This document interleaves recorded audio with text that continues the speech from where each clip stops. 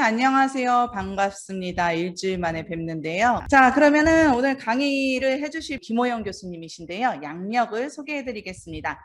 우리 김호영 교수님께서는요, 평택대학교 교수님이시자 평택대학교 산학협력단 단장님이시고요. 아울러 환경부지점 환경보건센터장님이시기도 합니다. 오늘 강의해 주실 내용은 SDGs 17개 세부 목표 이해하기라는 큰 주제로 SDG의 지구와 환경 분야의 소주제로 말씀을 해 주시면서 우리의 초관심사인 기후변화와 미세먼지 그리고 평택에 대해서 강의를 해 주실 예정입니다. 네, 이것으로 양력 소개를 마치도록 하겠고요. 우리 김호영 교수님을 이 자리에 모시도록 하겠습니다.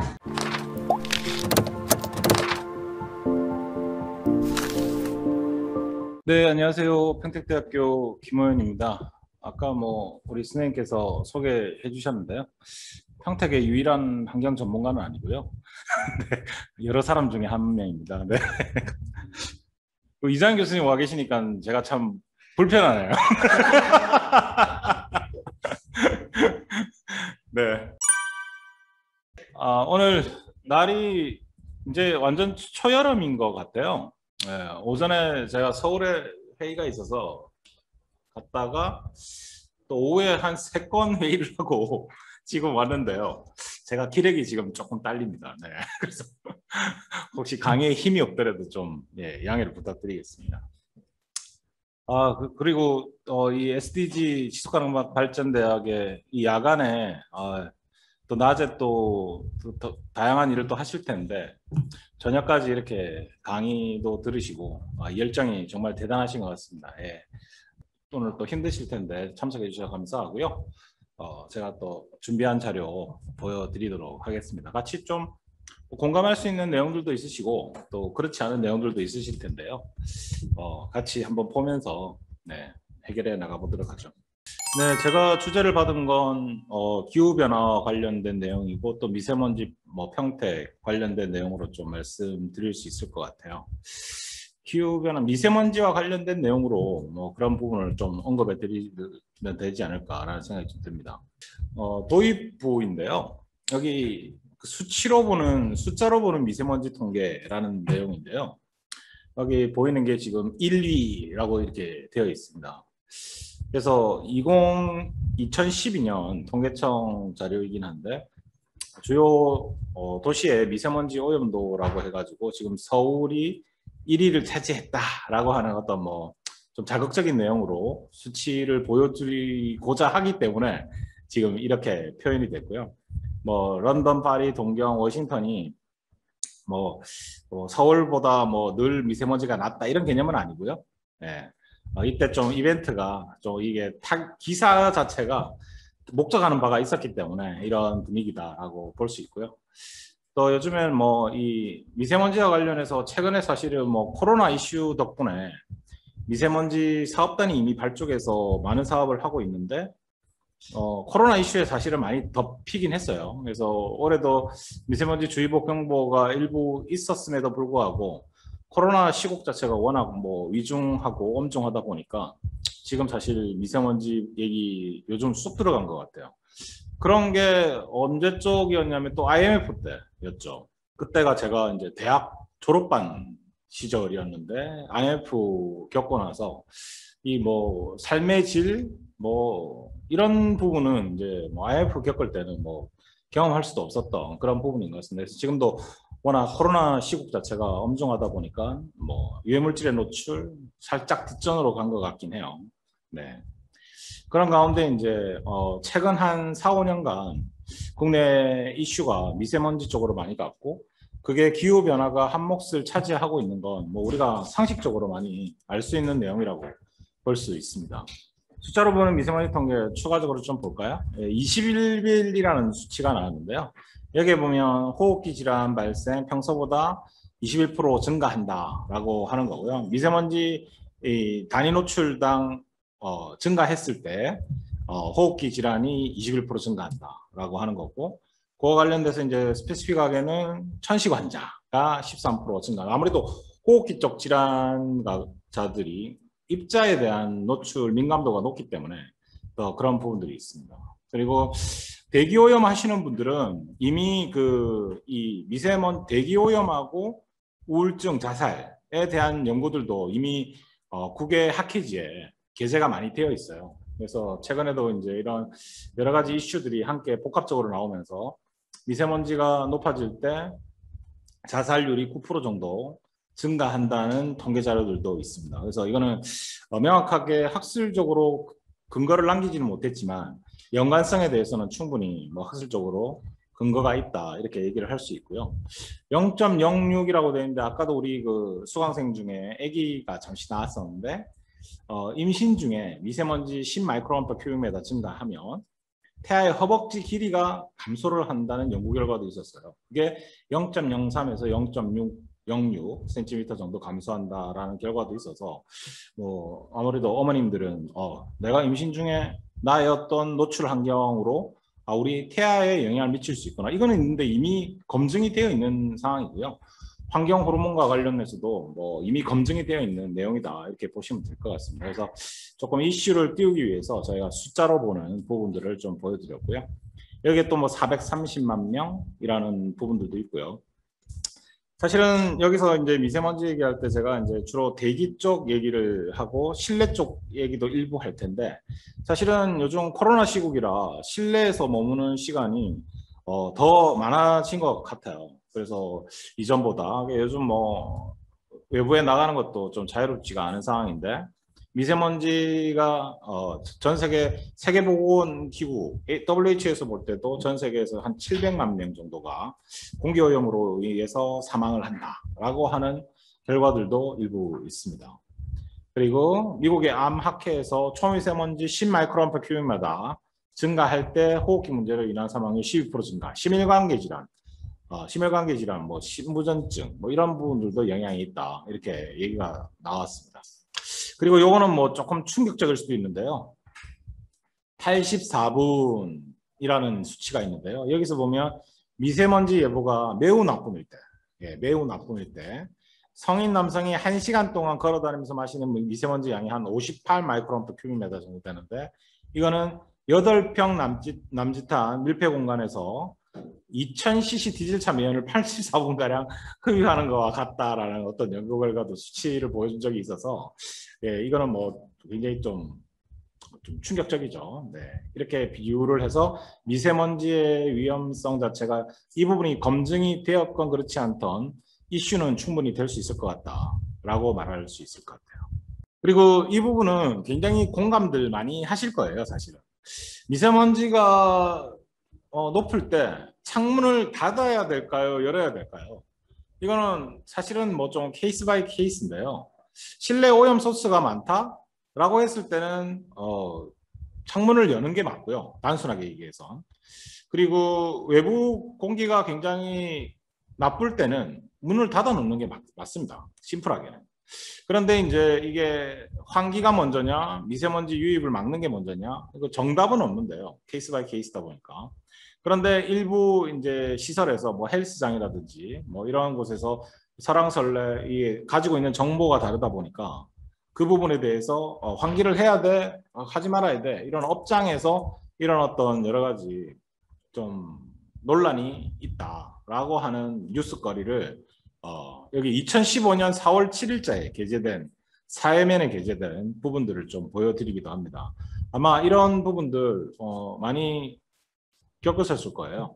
그리고 우리 수강하시는 분들 중에 학부모님들도 많으실 텐데요.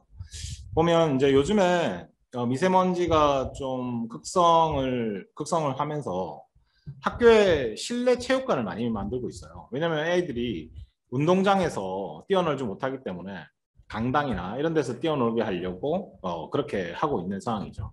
그래서 이제 여기 기사거리도 2017년 5월자인데요. 미세먼지 패닉, 교실 등 실내도 안심 못해, 창문 닫아도 초미세먼지 침투.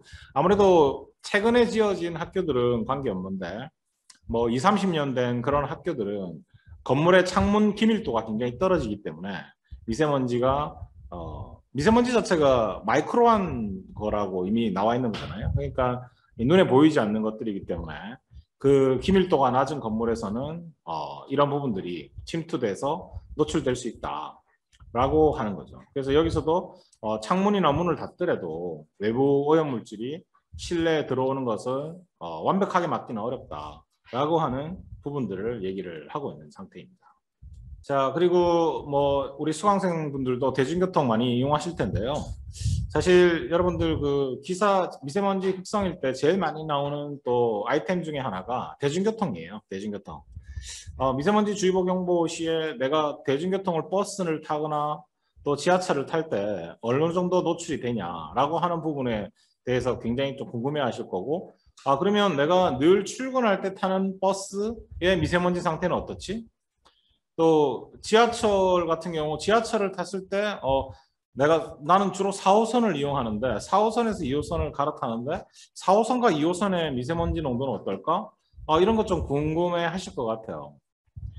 실제 측정을 해보면 지하철은 버스나 고속버스나와 관계없이 지하철 자체가 미세먼지 농도가 좀 높긴 합니다. 왜 그럴까요? 그건 뭐 채팅창에 뭔가 남겨주시면 제가 읽을 수 있을 것 같은데, 지하라서 누구십니까? 홍정인 수강자님. 예, 저분께 뭔가 이렇게 선물 쿠폰이라도 하나 보내드릴 수 없나요? 네, 알겠습니다. 네, 정확하세요. 지하. 예, 지하기 때문에 그래요. 지하는 뭡니까? 터널을 지날 수밖에 없잖아요. 모든 게 터널로 연결돼 있죠. 지하철은. 그러다 보니까 터널에서 일어날 수 있는 이벤트는 먼지가 가장 크죠. 그러다 보니까 터널에서 발생한 먼지가, 그리고 지금 PSD가 설치돼 있잖아요. 그러니까 그 전에 지하철에 보면 그 전에 사건 사고가 많이 일어났어요. 철로에 사람이 떨어지거나 뭐 자살을 하거나 그런 걸 예방하기 위해서 지금 PSD가 설치되어 있는데, 터널 내 미세먼지가 PSD 덕분에 빠져나가지를 못하고 있어요. 그래서 학술적으로도 PSD가 설치되고 나서 터널 내 미세먼지가 20% 상승했습니다. 네, 그거는 뭐 이미 나와 있는 결과고요. 그런 것들이 이제 저희가 PSD가 열릴 때 터널에 있는 먼지가 승강장으로 들어오고 그게 열차 격실로 들어가는 메커니즘은 뭐 이미 나와 있고요. 그래서 지금 제가 작업을 했는데 대중교통 차량의 실내 공기질 측정이 의무화가 작년부터 됐어요. 그래서 제가 5년간 작업해서 이거 공정시험반부를 만들었었거든요.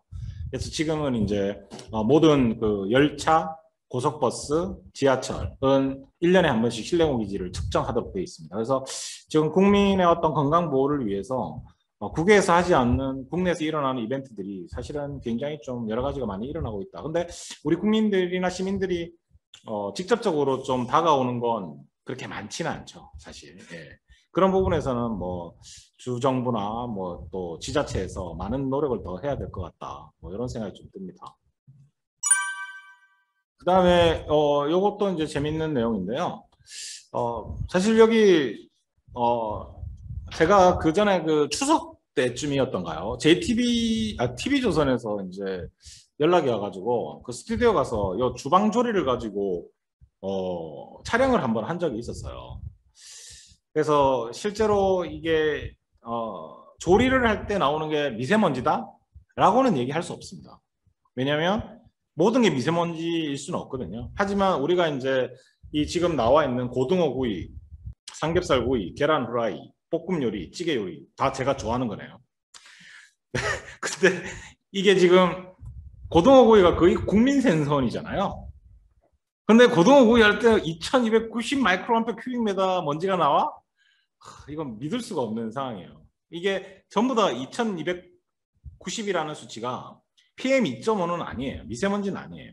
하지만 측정하는 장비가 리딩하는 거가 민감도가 떨어지기 때문에 이거를 다 미세먼지화로 읽어버리는 거죠. 그래서 이렇게 표현이 되는 거고요. 실제로 이 안에 2290 안에 미세먼지가 어느 정도 된다는 건 과학적으로 밝힐 수가 없습니다. 하지만 이제 우리가 측정 장비라는 걸 써서 읽다 보면 이렇게 이제 표현이 된다는 부분을 너무 이렇게 고지고대로 이걸 받아들이실 필요는 없다. 삼겹살 정말 좋아하는 거 중에 하나인데 우리가 삼겹살 먹을 때 그러면 삼겹살을 먹기 위해서 1360의 미세먼지를 마셔야 돼? 이건 아니라는 거죠. 네. 계란 후라이 저 계란 엄청 좋아하는데 1130이라는 걸 마셔야 돼. 그건 아니라는 겁니다. 그래서 지금 나와 있는 저 미세먼지 주의보 경보라는 기준치를 써놓은 건 저 안에 PM2.5가 1360 안에 얼마나 있는지는 사실 아무도 모릅니다. 그럼에도 불구하고 미세먼지 비슷한 것들이 원래 이렇게 가스를 태워서 우리가 프라이팬에다가 기름을 튀기 시작하면요, 미세한 나노 입자들이 생겨요. 그 미세한 나노 입자들이 수분하고 기름하고 이게 응결이 돼가지고 미세먼지화 되는, 우리가 눈에 보이는 가시화되는 연기가 되는 거거든요. 그러니까 분명히 있긴 한데, 그럼에도 불구하고 주방조리가 우리 특히 주부들한테 가정에서 노출될 수 있는 가장 유력한 부분의 하나이다 라고 얘기할 수 있고요. 저 윗부분에 나와 있는 지금 MBC 방영이 됐던 여성 폐암 환자 중에 비흡연인데 폐암 환자가 생기는 건 이런 주방 조리가 주방에서의 노출이 많은 여성에서 주부에서 이런 부분들이 분명히 일어날 수 있다라고 하는 거고요. 제가 강남 세브란스 병원하고 저하고 그때 모 공기청정기 회사랑 같이 연합해서 COPD 환자들, 만성 폐쇄성 폐질환 환자들을 대상으로 공기청정기와 약을 같이 투여했을 때 효과 평가를 했었는데, 그때 보면 실제로 그 COPD, 만성 폐쇄성 폐질환 환자들은 이 가스 냄새를 못 맡아요. 가스 냄새. 주방 할 때 가스 냄새. 그래서 인덕션을 많이 쓰시죠. 그래서 인덕션을 제가 뭐 홍보하려고 하는 건 아니고, 뭐 가능하다면 뭐 이렇게 가스보다는 인덕션 쪽에 그런 민감도를 가지고 있는 분들은 인덕션 쪽을 쓰시는 게 조금 더 낫다, 이렇게 좀 보실 수는 있습니다. 그래서 여기 나온 거 보면 뭐 굽기가 878, 튀기기가 269, 삶기, 조리점 뭐 이렇게 돼 있는데, 뭐 기왕 뭐 삼겹살 좋아하는 거 포기하실 수는 없다면 보쌈 정도로 드시면 뭐 좀 낫다, 뭐 이렇게 생각하실 수 있을 것 같아요. 그래서 취향을 조금 바꿔보시는 것도 내 건강에, 그러니까 기름기도 많이 빠지고요. 네, 보쌈이 추천드립니다. 오늘 뭐 참고적으로 제가 오늘 점심은 보쌈을 먹었습니다. 네. 자, 독해진 초미세먼지라고 되어 있는데요. 이게 2017년자 3월 30일 기사였어요. 그래서 2017년이 거의 뭐 절정이었던 것 같아요. 네. 그리고 2018, 19, 2000년도 되면서 이제 코로나 시국이 왔었는데요. 국내 기준일 1.81로 줄어라고 되어 있고, 가뭄, 고온 겹쳐 농도 짙어. 이게 기후 변화와 함께 가는 것이다 라고 얘기를 할 수 있을 것 같고요. 그리고 전체적으로 이 북반계에서 내려오는 시베리아 바람 정도가 굉장히 기온이 많이 약해져서 한반도에서 이 정체되고 있는 상황을 보이고 있거든요. 밀고 내려가 줘야 되는데, 그러다 보니까 미세먼지가 이 기후변화에 의해서 더 한반도에 정체되는 현상들이 많아졌다, 이렇게 좀 볼 수가 있습니다. 그래서 확실히 PM10, 2.5의 미세먼지 경보 발령 현황이 사실은 2017년을 기점으로 해서 굉장히, 그리고 그때도 아마 평택이 가장 미세먼지가 높은 도시 중에 하나로 좀 불명예를 가져갔던 부분들도 없잖아 있습니다. 뭐 나중에 또 얘기하겠지만 평택은 굉장히 그 다양한 소스들이 있어요. 그리고 최근 몇 년간, 최근 한 뭐 10년간 평택이 굉장히 그 발전 한가운데 좀 있었고, 개발이나 발전 한가운데 있었고, 또 평택항이 있고, 또 여기가 또 평택이 또 은근히 사통팔달의 교통 중심지예요. 그래서 이 내륙 고속도로나 이런 것들이 굉장히 좀 많죠. 그리고 또 안성 쪽에서 평택도 일부 농업이 많이 일어나고 있는데, 농업 쪽에서 일어나고 있는 이 미세먼지 기원들이 굉장히 많습니다. 그래서 농진청에서도 농기구나 또 농업 가운데에서 일어날 수 있는 미세먼지 부분들을 연구를 또 하고 있어요, 지금. 그러니까 농업 쪽에 그런 소스들이 굉장히 많다는 거죠. 미세먼지를 직접적으로 나오는 1차 부분도 있지만 기원이 돼서 그거를 전구물질이라 그러는데요. 전구물질들이 화학 반응을 일으켜가지고 미세먼지화 되는 것들이 굉장히 많고, 평택 안성 쪽에서 그런 이벤트들이 좀 많이 있다라고 볼 수 있습니다. 그래서 평택 자체는 그럴 수밖에 없는 좀 상황이었고, 주변에 또 산단들도 아기자기하게 있고요. 이런 것들이 이제 좀 복합적으로 미치고 기후 변화가 더해졌다, 이렇게 보시면 될 것 같아요. 그리고 이것도 이제 사회면에 서울환경운동연합이 조사를 했던 건데 이 수도권 거주민 절반이 미세먼지로 질병 경험했다라고 하는 부분들이 있습니다. 여기 중간에 이거 기사가 굉장히 좋은 게 뭐냐면 미세먼지를 발생시키는 원인에 대해서는 중국 등 주변국 영향, 여기 계시는 우리 수강생분들도 중국 영향 많지 않아? 뭐 70%는 중국 거 아니야? 뭐 그러실 수 있을 것 같아요. 근데 70% 정도까지는 아니고요. 제가 보기에는 한 5대5, 이제 계절마다 좀 다른데 기여도가 일반 평상적으로 봤을 때는 한 5대5 정도가 되지 않을까. 그 5라는 건 국내 소스가 5 정도 된다. 이렇게 보시면 될 것 같아요. 그리고 이제 조금 더 약한 게 이제 우리 평택도 서해 쪽에 위치한데 이 서해에 위치한 거 자체가 굉장히 좀 힘들죠. 그래서 동해 쪽은 아무래도 산맥이 가로막고 있고 전체적인 주풍 방향이 그쪽으로 가기 때문에 아무래도 동해 쪽이 동쪽이 이제 아무래도 미세먼지가 청정하다 이렇게 볼 수 있을 것 같아요. 그래서 여기 보면 미세먼지의 주범은 경유차 등 자동차 배출가스입니다. 이동 오염이 제일 많고요. 우리나라도 지금 아직까지도 석탄 화력 발전에 많이 의지를 하고 있기 때문에 이런 부분들 아까도 뭐 제가 평택 주변에 있는 산단, 공단 얘기도 했지만 공장 생산 공정, 제조업 연소 뭐 이런 것들이 이제 주로 차지하고 있다라고 보실 수 있겠어요. 조금 다른 얘기로 사실은 지금 평택에서 가장 또 지역사회 발전을 위해서 기여를 많이 하고 있는 게 평택 삼성, 삼성 고덕에 있는 삼성 반도체인데 삼성 반도체가 이제 평택 삼성이 들어오기 이 공장을 짓고 있을 때부터 저희가 그 가동 전에 주변의 평택 삼성 주변의 환경 영향이 어땠는지 삼성 펀딩을 받아가지고 지금 조사를 그 전에 했었었고요. 지금도 계속 그 공장이 늘고 있잖아요. 아시아 지금 최대 공장인데 지금 반도체 시장이 워낙 호황이다 보니까 계속 증설을 하고 있습니다. 그런 가운데 삼성도 우리가 증설을 하고 이 이벤트를 가져갈 때 평택에 미칠 수 있는 환경에 대한 유해 영향이 있을지 본인들도 굉장히 관심 있게 보고 있고 제가 삼성 펀딩을 받아서 지금 가동 후 환경 영향 조사를 매년 실시를 하고 있습니다. 그래서 삼성이랑 내용을 공유하고 있고요. 보면 뭐 단언적으로 말씀드릴 수는 없지만 주변에 이제 개발이 계속 일어나고 있는 가운데 아파트 단지도 이제 막 들어서고 있잖아요.